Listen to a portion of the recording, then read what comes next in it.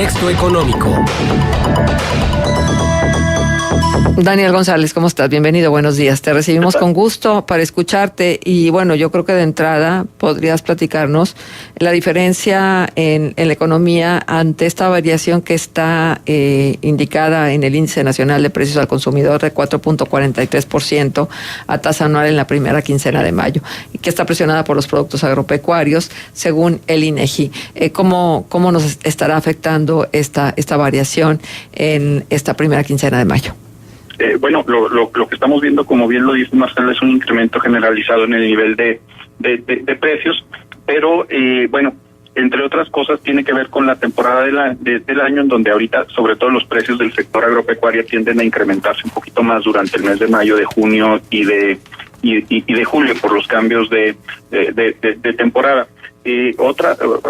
La situación que se está dando también tiene que ver con el tema de los energéticos, en donde no han tenido una baja significativa, y esto va a impactar a los precios de los productores, que ya se empezaron a trasladar desde hace me parece que 6, 7, 8 meses a los precios al consumidor final, ¿no? Entonces, es una dinámica que se está presentando, como decíamos, por el tema del incremento en energéticos, por la variación del periodo del sector agropecuario, pero pues también por un escenario internacional de bastante incertidumbre. Si bien es cierto, el tipo de cambio ayer estuvo por debajo de los 9 pesos, también va a presionar sobre el incremento de los precios, ¿no?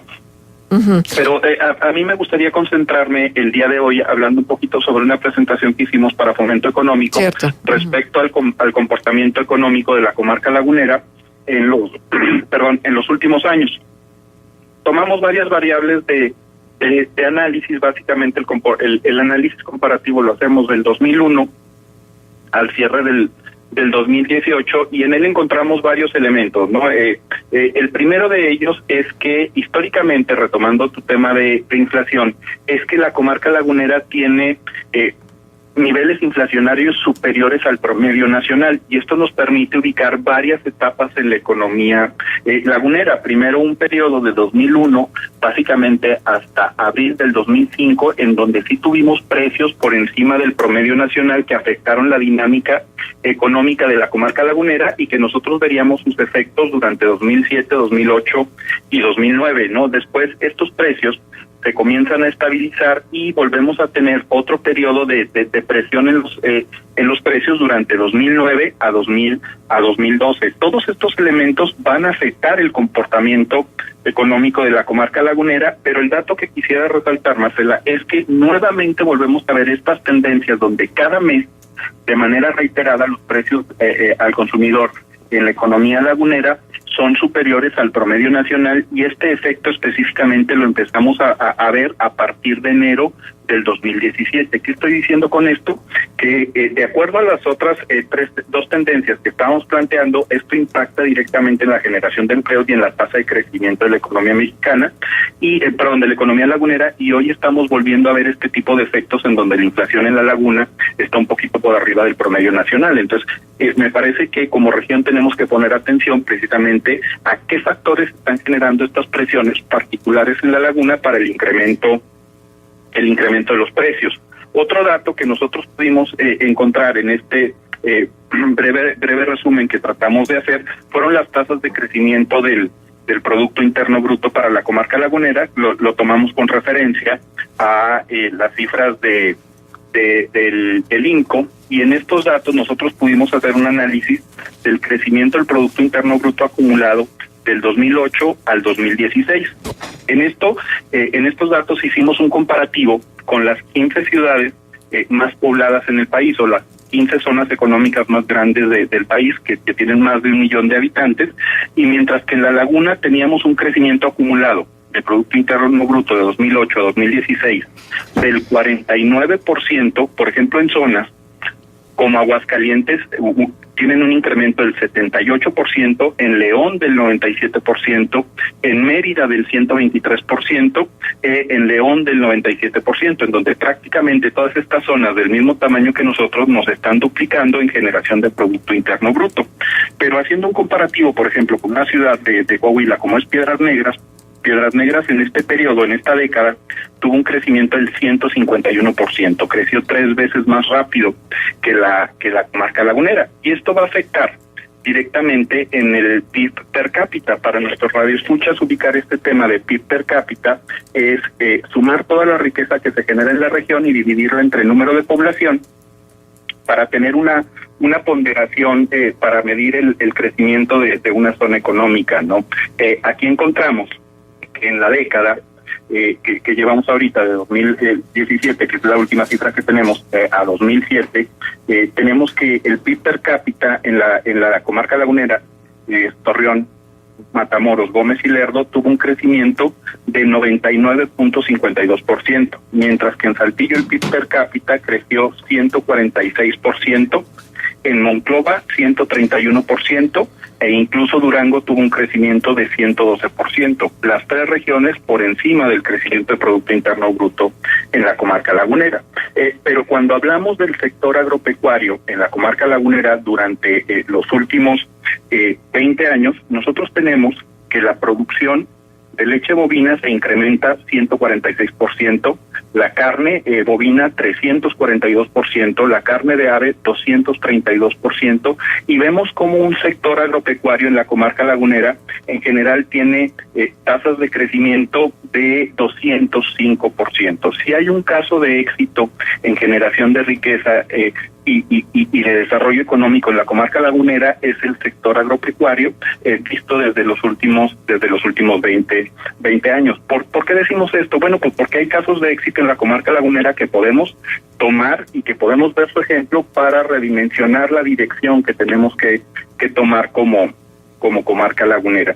Es importante destacarse, Marcela, que en este trabajo que estuvimos realizando, nosotros nos encontramos varias comarcas laguneras, y es un punto que me parece importante que tendríamos que empezar para ponernos de acuerdo, ¿no?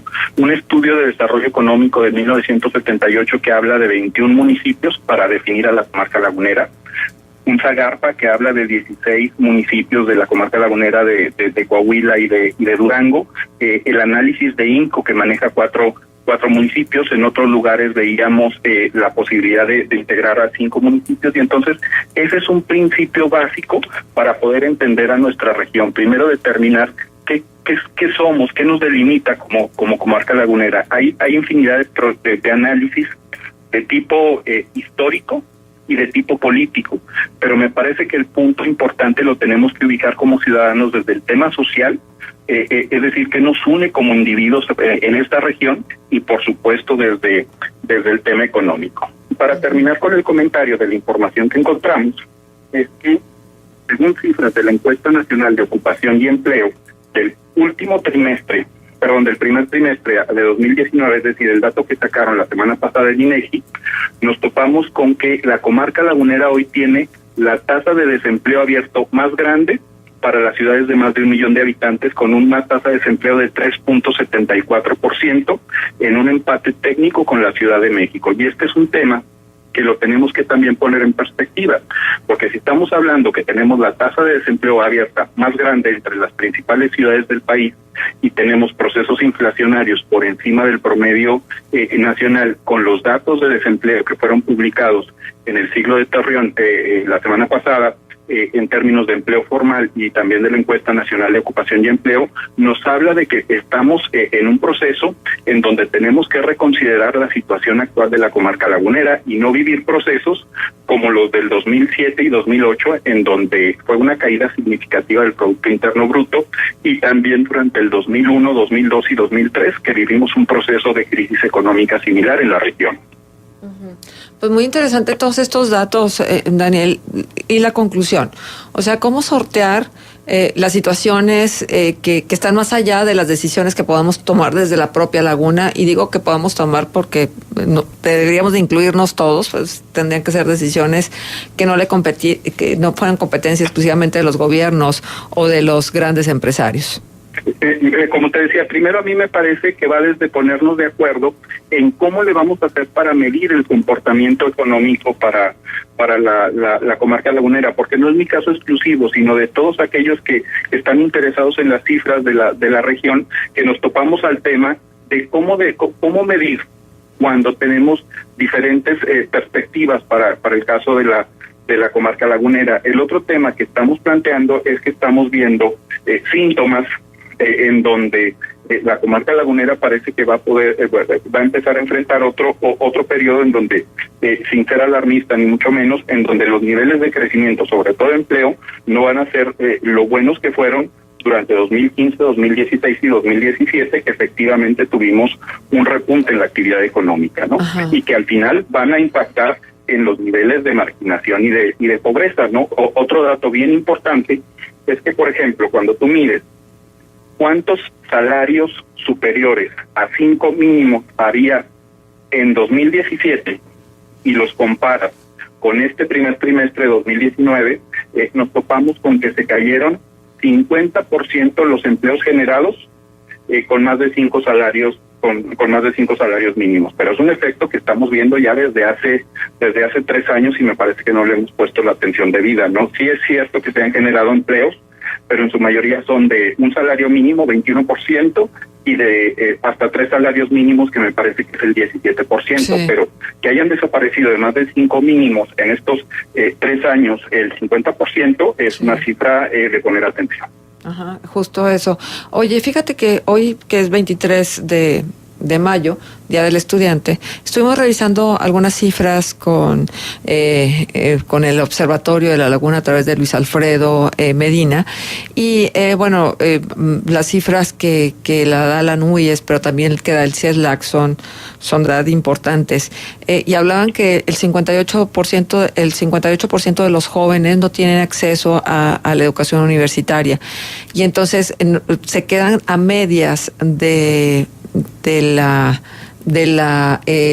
preparación que deberían de tener para tener más oportunidades de ser competentes dentro del mercado laboral. Pero también que hay 6.273 egresados, 400 egresados en este 2019, y yo me preguntaría, ¿realmente hay la capacidad de generarles trabajo a esta cantidad de egresados de las instituciones universitarias que traen un título de licenciatura como mínimo, y luego o los condenamos a que estén recibiendo salarios de 6,000, 7,000 pesos en los primeros años de su participación dentro del mercado de trabajo, y esto desalienta? Y entonces decíamos también, si en este momento no los ahuyenta la inseguridad, los ahuyenta las pocas posibilidades de crecimiento laboral. Primero, hacer referencia a que esos salarios tan bajos no son exclusivos de los universitarios. En general, en la comarca lagunera, te doy una cifra, Marcela, según cifras de INCO, el salario promedio para tiempos completos en la comarca lagunera, según INCO, era de 5,450 pesos. Para el 2016, que es la última cifra, es decir, presenta su informe 2018 con datos de 2016, el salario era de 6,200 pesos en promedio. Pero, por ejemplo, cuando tú checas a Durango, es de 6,240 superior. Cuando tú checas a Piedras Negras, es 6,800. Cuando tú checas con Monclova, son 7,200. Cuando tú checas con Saltillo, son 8,000 pesos. Es decir, todas las regiones de de Durango y de Coahuila con salarios superiores a los que tiene la comarca lagunera. Pero por ahí nos pueden decir... ¿Cómo se entiende esto? O sea, ¿cómo lo explicamos? Primero, dos condiciones. Hay críticas en donde te dicen, es que tú no puedes comparar regiones de diferente tamaño con la comarca lagunera. Bueno, entonces lo checamos, si tú gustas, Marcela, con Toluca, con Mexicali, con Aguascalientes, con León, que son ciudades del mismo tamaño, y todas están por encima en términos de salario que la comarca lagunera. Básicamente esto tiene que ver que, si bien es cierto que el sector agropecuario es sumamente dinámico en la comarca lagunera, solo representa el 10% del Producto Interno Bruto, e incluso en términos de generación de empleos. Y la otra parte de la falta de oportunidades en términos de educación para los universitarios, me parece que es la parte medular del planteamiento de la nueva reforma educativa, ¿no? En donde se plantea que el derecho a la educación superior debe de ser para todos, ¿no? Y me parece que en la medida que esta nueva reforma educativa genere su impacto y en verdad cumpla esto que se está prometiendo, bien, veremos una transformación de la educación del país. Nos corta el sistema. Muchísimas gracias, Daniel. Gracias, y te esperamos en la próxima ocasión. Hasta entonces, Daniel González, economista.